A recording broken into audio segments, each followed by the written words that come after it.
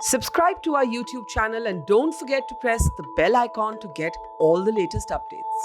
नमस्कार, मेरा नाम है ऋषिकेश और आप देख रहे हैं द मोजो स्टोरी। अभी संयुक्त किसान मोर्चा ने अपना एक प्रेस कॉन्फ्रेंस ख़त्म किया है और हमारे साथ हैं योगेंद्र यादव जी। सर, आप एक पोस्टर भी साथ में लिए हुए हैं। किसान संसद के टाइम पर आपने इसका ऐलान किया था, बॉयकॉट बीजेपी, और आप पोस्टर में देख रहे हैं कि इस चुनाव में किसान विरोधी बीजेपी को सजा दें। सर, इस पूरे कॉन्फ्रेंस को अगर आप सम अप करें संक्षेप में कि क्या चीज़ें, किस मोटिव के साथ आप लोग यूपी इलेक्शन में एंटर कर रहे हैं? 9 दिसंबर को हमने फैसला लिया कि इस ऐतिहासिक किसान मोर्चा को उठाया जाएगा। सरकार ने हमें लिखित वादे किए थे कि क्या करेंगे। सरकार उन वादों को भूल गई, साफ साफ मुकर गई उनसे। अजय मिश्र टेनी, जो कि लखीमपुर खेरी कांड के सबसे बड़े कॉन्स्पिरेटर हैं, पूरे सूत्रधार हैं, वो आज भी इस देश के गृह राज्य मंत्री बने हुए हैं। बीजेपी ने किसानों से जो भी वायदा किया था, वो एक एक वायदा उन्होंने पूरा नहीं किया। इसको हमने इस बुकलेट में बताया है। ऐसे में हमारा क्या धर्म बनता है? या तो हम चुपचाप बैठ के देखते रहें, या हम कहें कि इस किसान विरोधी पार्टी को सजा दी जाए। वो रास्ता हमने चुना है और इसके लिए हम, यानी कि संयुक्त किसान मोर्चा का राष्ट्रीय नेतृत्व, उत्तर प्रदेश के 9 बड़े सेंटर्स पे जाएंगे, लोगों से बात करेंगे, मीडिया से बात करेंगे, और 57 संगठन जो कि संयुक्त किसान मोर्चा से जुड़े हुए हैं, वो उत्तर प्रदेश के गांव-गांव में इस अपील को लेके जाएंगे। तो ये जो पोस्टर है सिर्फ आपको दिखाने के लिए नहीं है, इसकी दसियों लाखों करोड़ों कॉपियां बनेगी और उत्तर प्रदेश के गांव-गांव में वोटर के पास जाके उनको इसका पर्चा दिया जाएगा। सर, बीते दिनों आप लोगों ने विश्वासघात दिवस मनाया था। आंदोलन में जो भी चीज़ें, जो भी नेगोशिएशन हुआ था गवर्नमेंट के साथ, वो आपका जब कुछ भी पूरा नहीं हो पाया, तो मन में इसका तो बहुत कसक रहा होगा कि हमारा आंदोलन उठ गया, लोगों का इतना भरोसा जीत के ये आंदोलन खड़ा किया गया था, और उसका आउटपुट, मतलब, या जो भी आप उनके लिए चाहते थे, केस वापसी, ये सारी चीज़ें कैसे सर देखते हैं? किसान को बार बार संघर्ष करना पड़ता है। पहले अपनी बात सुनवाने के लिए, फिर अपनी बात मनवाने के लिए, फिर मानी हुई बात को लिखवाने के लिए, फिर लिखी हुई बात को लागू करवाने के लिए। तो हमें पता है कि संघर्ष कई बार करना पड़ता है। 3 कानून तो वापस हो गए ना, बाकी भी इनसे करवा लेंगे। बस हमारी हिम्मत कायम रहे, हम अपने पाँव पे खड़े रहें, उसकी जरूरत है।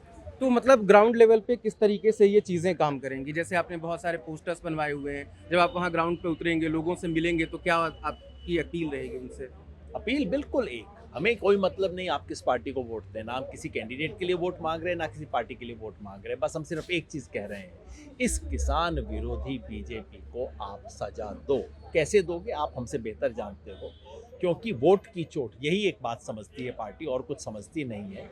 ना ये इंसानियत समझते, ना अर्थशास्त्र समझते, ना कानून समझते, संविधान तो इनके लिए कुछ है ही नहीं, सिर्फ वोट समझते हैं। तो भैया चलो वोट की भाषा में इन्हें समझा दिया जाए। सर, लेकिन हमने यहाँ पे दिल्ली में भी हमने देखा, उत्तर प्रदेश सरकार के कई सारे विज्ञापन हैं जिसमें गन्ना किसानों की भी बातें वहाँ पे हैं।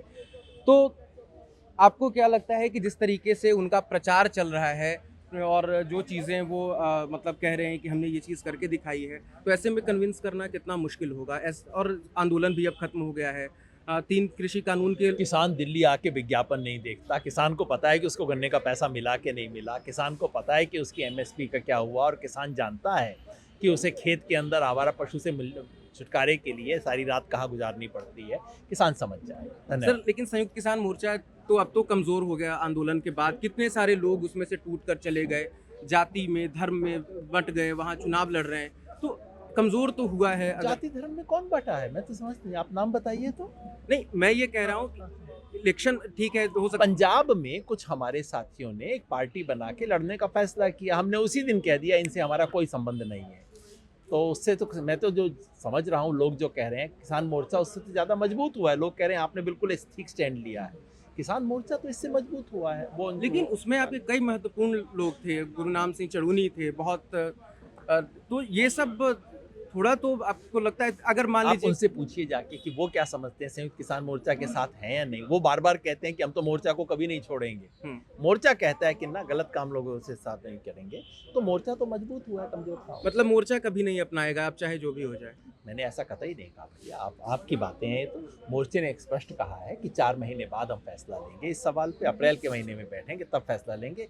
फिलहाल उनसे हमारा कोई संबंध नहीं। बहुत बहुत धन्यवाद। तो ये योगेंद्र यादव से हमने बातचीत की और इन्होंने बीते दिनों जो विश्वासघात दिवस जो मनाया था उस पे इनका कहना है कि जितनी भी निगोशिएशन हुई थी सरकार के साथ, सरकार ने उसको बिल्कुल भी पूरा नहीं किया है और ये ज़मीन पर जाकर लोगों को समझाएंगे कि उनसे आप सवाल पूछिए, उनसे आप इसका जवाब मांगिए और उसके बाद आपको लगता है कि जो भी ठीक है आप वो काम करिए, आप उस तरीके से वोट कीजिए।